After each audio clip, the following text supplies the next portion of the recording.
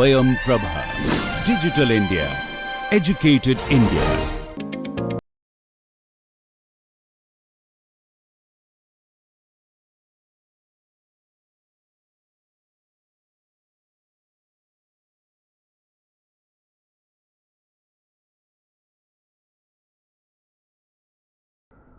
Welcome back to this lecture series on Foundations of Cyber Physical Systems. So today we will be looking at our week 3 lectures, where the topic which we are going to start is about real-time task scheduling for cyber physical systems. So this is an overview. What we are really going to cover are processor level task scheduling techniques. So that basically means that you have a set of control tasks and they may be shared with some other software tasks in a processor, and what are the mechanisms in which these tasks will be sharing the CPU, and still they would be executing and providing some results inside some real-time deadline. Once that is done, we will go a bit further into timing analysis of such real-time tasks. Essentially what we will be covering is techniques like how we can compute for such periodic real-time tasks, what is their worst case response time, and there are also related matrices like some metrics like worst case execution time and others. So we will be introducing these terms and we will be learning how to calculate such response times. Then we will also speak about that the fact that tasks are going to be scheduled in processors, but such periodic tasks executing in processors are going to generate periodic messages, and these messages will be flowing along a bus through which messages may be exchanged between multiple processors and other sensors and actuators. So since this is a shared communication infrastructure, how messages will be scheduled on the bus in real time, things like this.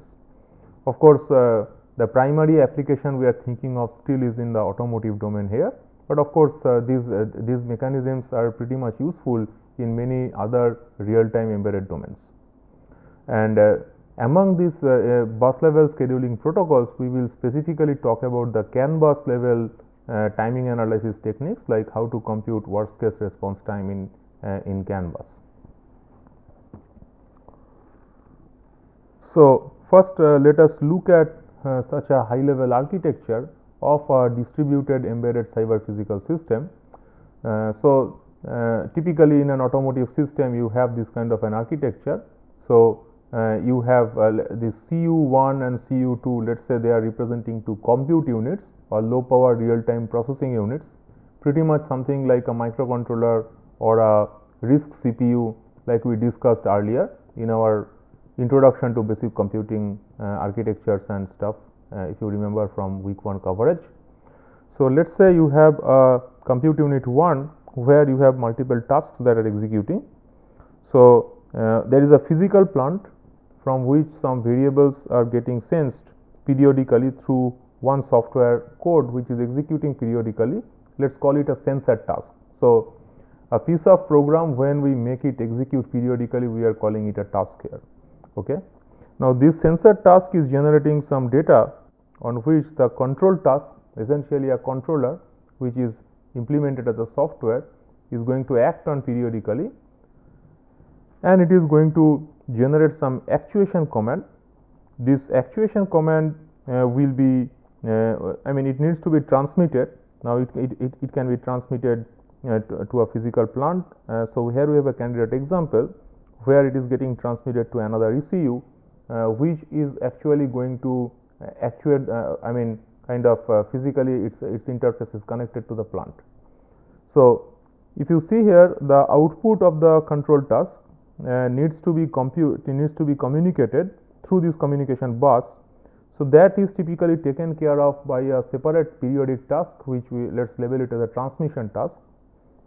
So the job of this transmission task is it is going to wake up periodically and it is going to transmit them. It's just going to interface with the bus through some control. If it's a CAN bus, then there is a CAN controller, things like this, which basically a physical chip which will understand the bus protocol, and it will packetize the message and as per the communication protocol implemented here, it will drop those messages or drop those message packets which are going to contain the actual information, that is the actuation information. So in effect, if I just look at CU1, it's going to run multiple tasks periodically, and they have dependencies. In general, they may or may not have dependencies, and there must be a real-time scheduler here, or these tasks can be interrupted through these tasks can be executed using an interrupt mechanism, or there would be a very simple scheduler here which is going to run these tasks periodically, because there is a one CPU, so it's basically time shared among these tasks. Now when these tasks run, like we discussed, this transmission task is going to drop packets here on this bus. Now this bus will have multiple transmission slots, right? For example, you can see we have drawn some transmission slots here, slots marked as 1, 2, 3, 4, 5. Let's say this message goes to slot 5, okay, and so the bus will have a delay, after which its output is kind of stored in a buffer here. So let's say compute unit 2 is also snooping on the bus, and whenever it sees something interesting here, this message it can just the bus will be interfaced with this compute unit through another controller hardware. Let's say if it's a CAN bus, you have a CAN controller. So this kind of a message will be which is of interest to this real-time CPU. It will be enqueued in the FIFO queue that is there. Now once this message is enqueued here, this message will eventually be read by another real-time task here. Let's call it the reception task, which is also some piece of software which is running periodically here in this compute unit 2, right? So whenever reception task gets to execute on compute unit 2, its job is to sample that queue where messages of interest are getting dumped, okay, and it will since this reception task is designed to understand this message protocol, it can actually depacketize the data and it can get the raw data to some other task. In this case, as we have drawn, we have an actuation task TA. So this will use that data to decide what will be the actuation value for this physical actuation interface, okay. So this physical actuation interface will get the suitable actuation command finally, and that will engage the physical plant with the control input. So that's what is happening here, and so we have lot of periodic tasks which are executing periodically. They are exchanging messages, and multiple periodic tasks in the same compute unit they need to be scheduled by a scheduler. Now the scheduler will be another piece of program which is basically executing a scheduling algorithm. The job of the algorithm would be to decide when which task gets access to the CPU and for how long the task gets to execute on the CPU. So these are the scheduling decisions which will be implemented in the scheduling layer. So we will be following these notations of TC as control task, TA as actuation task, TS as sensing task, and TX as transmission task, and TRX as reception task. So what can be these different tasks apart from them being some control task or sensing task or actuation task? Well, you can have some signal processing tasks which may be implementing some filters that denoise the plant data, and there can be also tasks implementing some state estimation algorithm. There can also be some onboard intelligence, like there can be some optimization methods running for doing some real-time problem solving, okay. Now if you remember, you already told that these are going to be low power CPUs, right, because in many cases for specific embedded devices they will be running on battery power, right. So since they are going to run on battery power, they have to be of low power CPUs or microcontrollers. I mean low power RISC CPUs like ARM or the PowerPC family, or microcontrollers like Atmel. Infineon has its own set of microcontrollers targeting the automotive domain, and there are other vendors also. So if you look at this picture, it's kind of a bit more detailed one. So let's say I have this kind of a control unit or compute unit. Okay. So in the vehicle context, we will be calling them ECUs or electronic control units. Okay. So just like I was saying that this kind of an ECU will need an interface with the bus. Now there is a layered architecture for that.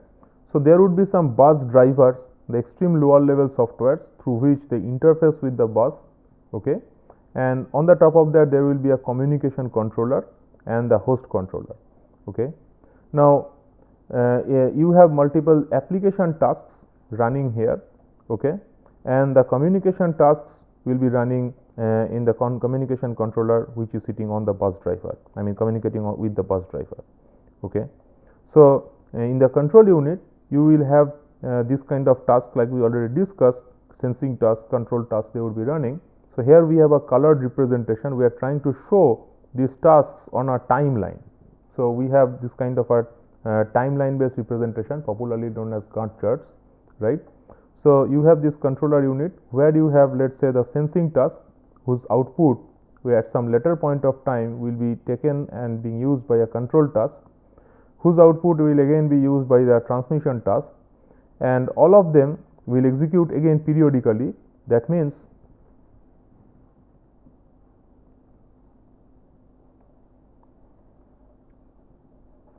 let's say this is the period of the control task, which means inside this period one instance of the control task must execute, and then there is the second instance. Okay, so this is the sensing task. Of course, the sensing should happen once in the period. The control task should happen once in the period. The transmission task should also happen once in the period, like that. So if you look at this analogy of a period, let us call this period H. Now if you just go back to this picture, so H is the period after which the sensing is happening here, right? So after every H period, you have values from the physical plant being sensed and the rest of the things happening. So just a small refinement here. In a typical such processor, like we have also told earlier, let's say you are interfacing with a CAN kind of bus. Okay, so what we will require is another extra hardware like a CAN controller, which is going to understand the interface of the bus.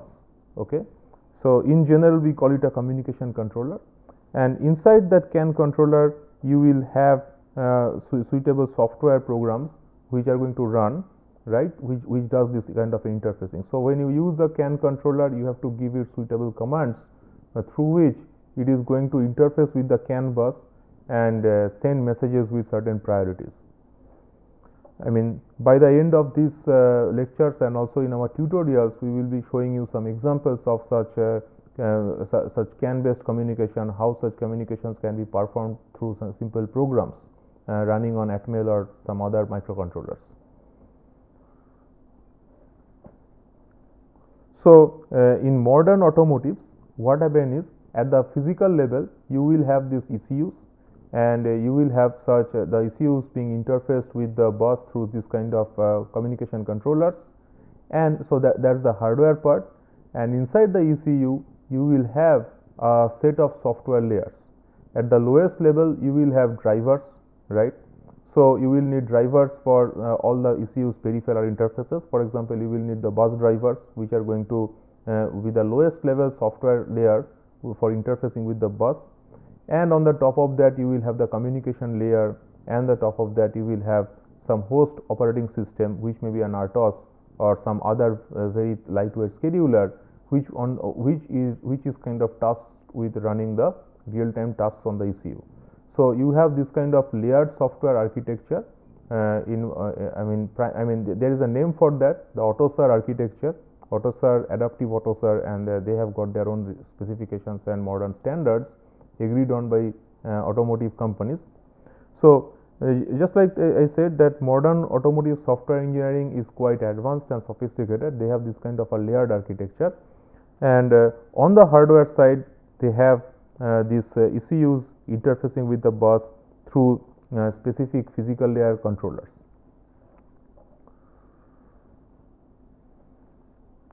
So coming back to our discussions on scheduling here, So like we have been discussing that let's talk about the tasks which are running on the compute unit or the control unit. We have the sensing task and control task, and the communication is being handled by the transmission tasks and the reception tasks.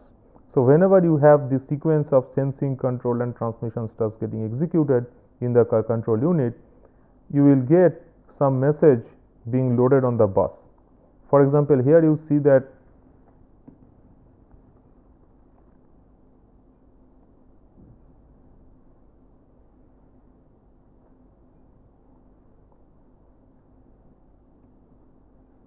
so if this is your period, inside this period you have one instance of sense, control and transmission happening.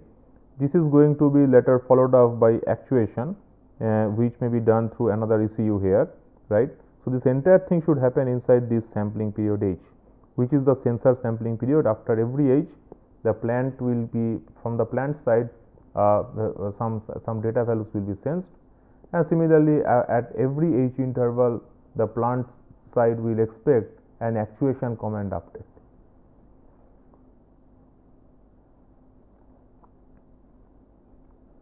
So the application tasks, as you see, they can be dispatched by a task dispatcher, which will allow the execution of an application task following the processor level scheduling policy. So like we have been saying that there can be a vanilla simple scheduler, or there can be a full-fledged real-time operating system which will implement the scheduling algorithm following which the tasks will be executed in the control unit.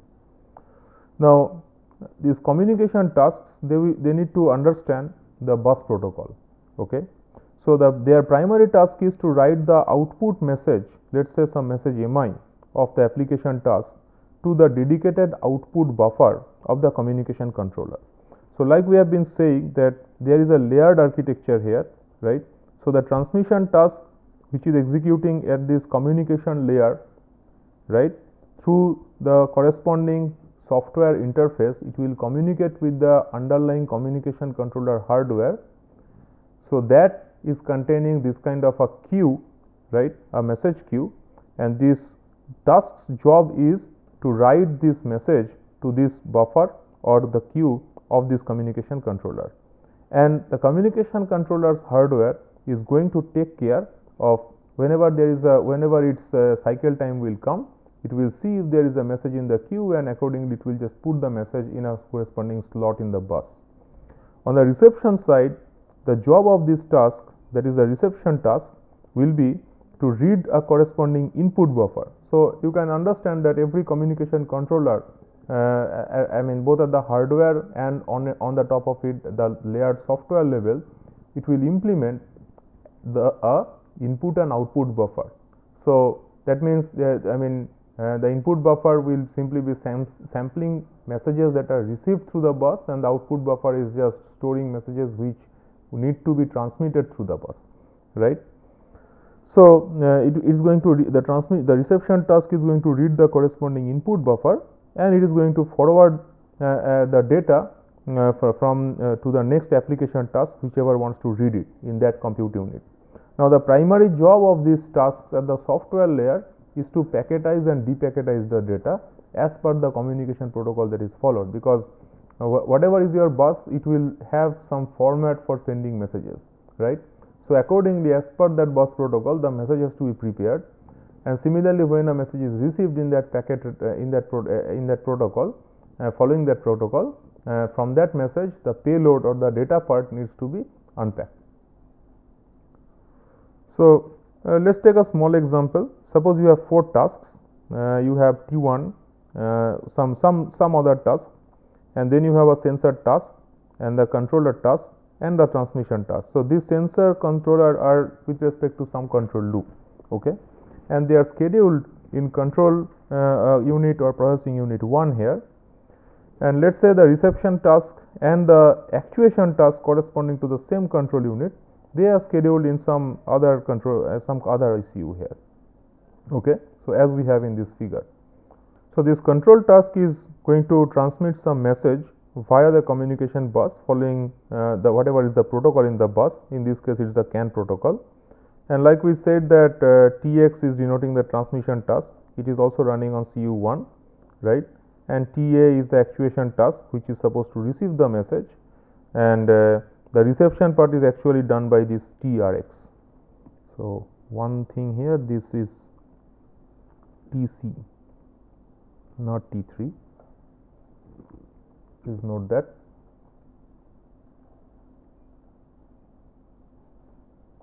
So that's how high level architecture of our automotive system may look like.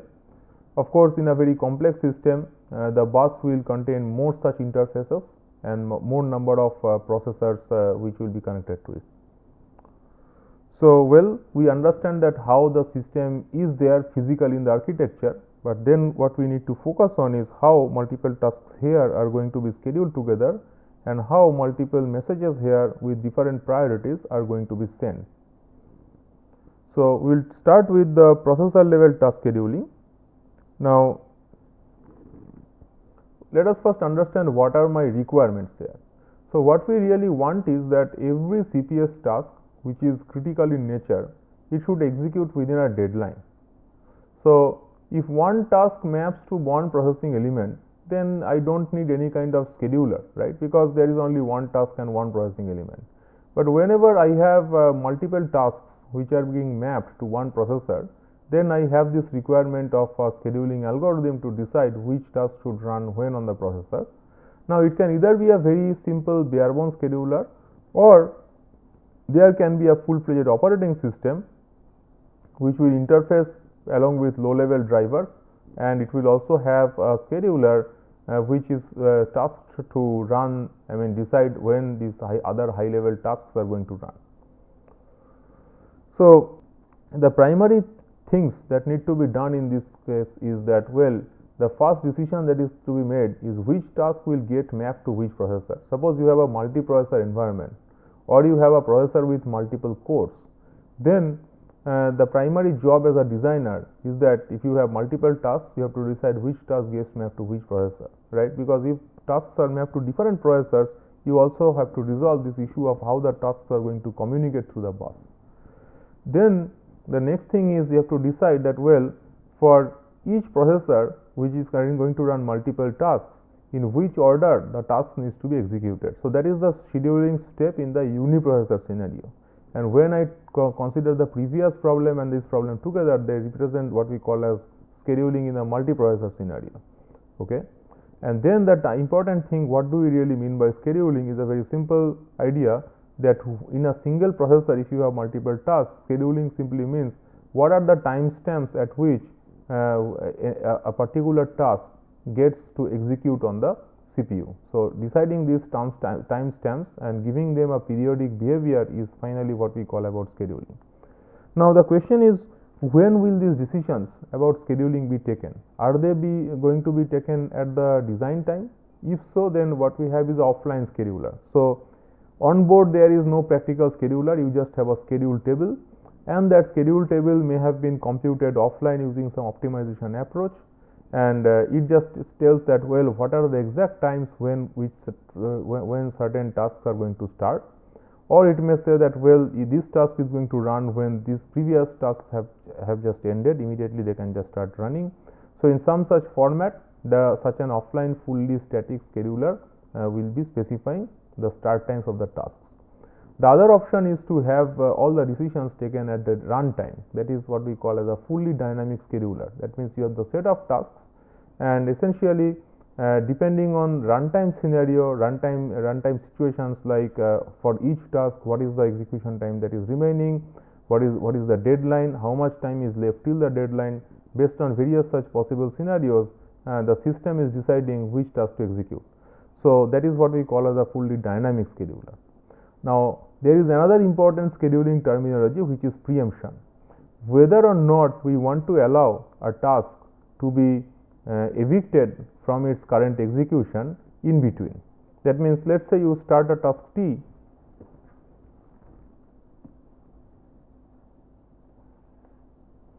so suppose you started executing a task T here, and then at this point you decided to just remove it from the system, and you bring some other task here, and when this other task ends, then you decide to start T again, and then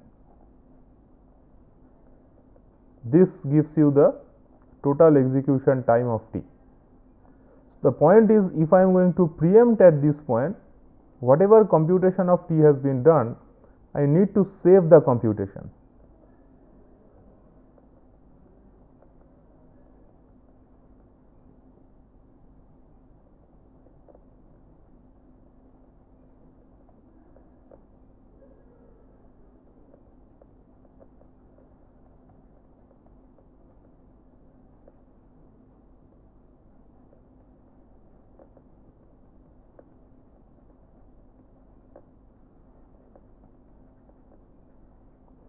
And when I am going to restart this task, I am going to just start as if from this state of execution, the rest of the computations which are needed to be done by this task instance, they will be done here. Okay. So if this is allowed, we call it as a preemptive scheduling policy, and otherwise we call this a non-preemptive scheduling policy. So in general, tasks, in real-time system, tasks, execution of tasks can be pertaining to such different models. So we will just familiarize ourselves with some of these terminologies. For example, such tasks, these schedulers that we are talking about, they may or may not support arrival of tasks. Now, what does this mean, supporting arrival of tasks? So let's understand. Suppose you have a set of tasks T1, T2, T3, and maybe some more. They are given, and you are asking the scheduler is that, well, you decide what should be the start time for T1, what should be the start time for T2, etc., etc. So the scheduler will run, and based on certain characteristics of these tasks, it will decide when to start whom, right? Or the other model can be that, well, these are tasks which can arrive on the system. So let's say you have the CPU here, and right now you have task instance T1 and task instance T2 and task instance T3 which are pending. So you are deciding to run T1, okay, T2 and T3 are pending. At this point, there is a new task instance of T1 that came. So we just call this as the first task instance of T1. This is the second task instance of T1. So then your set of tasks to be scheduled has to be updated. And similarly in future, again, let's say T2 is also repeating with some period, or T2, there is no fixed period, but T2 can come sporadically, or T2 can come randomly, whatever may be the case. More task instances keep on coming, right? So if your scheduler is able to handle this scenario, then we call it that, well, this supports arrival of tasks, and otherwise it doesn't. Hope this is clear. Now, if I assume that all the tasks which I am going to schedule, they are all periodic, that means they are going to be executed once every T time units, where T is the period of the task. So for example, let's say I am supposed to schedule tasks T1, T2 and T3, and T1 has instances arriving. So this is your period H1, and let's say from here again the period starts, H2, H3.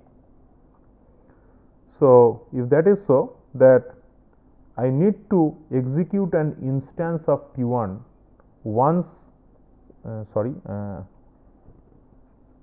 these are all same, this is the period of T1.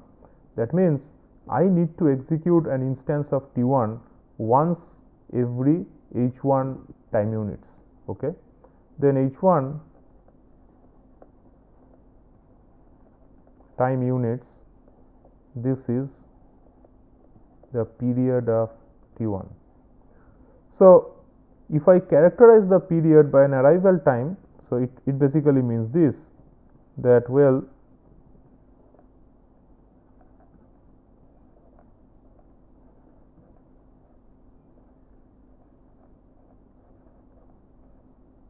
I have an instance of H1, let's say, which is coming right here, then coming right here, then coming right here, or rather I would say H1 has one instance, sorry, T1 has one instance, the first instance being released right here, T1 has another second instance being released right here, T1 has the third instance being released right here, like this. So these are the release instances which are separated exactly by H1. And in case of a real-time periodic system, or rather a hard real-time periodic system, the requirement to the scheduler is that I need to execute an instance of T1 once every H1 period in the system. So they are going to be released at exact H1 difference, but it doesn't mean they need to be executed at H1 difference. It means that inside every H1 interval, one instance of T1 must be executing. I get some result from T1's instance and updates once every H1 time units. So that's the interpretation with arrival time, and that's the interpretation with scheduling. I hope this is clear. So that's how periodic tasks are modeled, and periodic tasks are supposed to be executed, fully periodic tasks. Now you may also have aperiodic tasks in a system, which means that, well, there are no such characterization of periods. The task can come anytime. There is no timing model of the task's arrival. Okay, then we would simply say that it is aperiodic. And there is another alternate thing called the sporadic task model, which means that, well, it's not periodic, but it's something like a quasi-periodic thing. So before going to that, let's complete this picture. So just like we have T1, we can have some serious requirements of T2 also, that, well, there is a period H2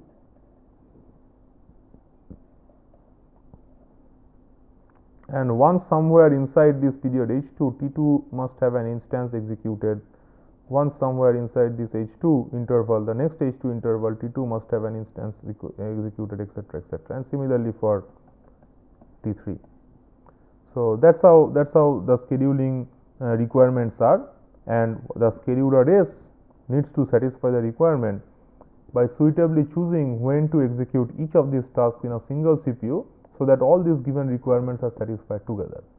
Okay. Now coming back to this situation of sporadic tasks, when I say that, well, T has a lower bound. So let's understand what T as a lower bound means. It means that, well, suppose an instance of the task T comes. So any second instance of the same task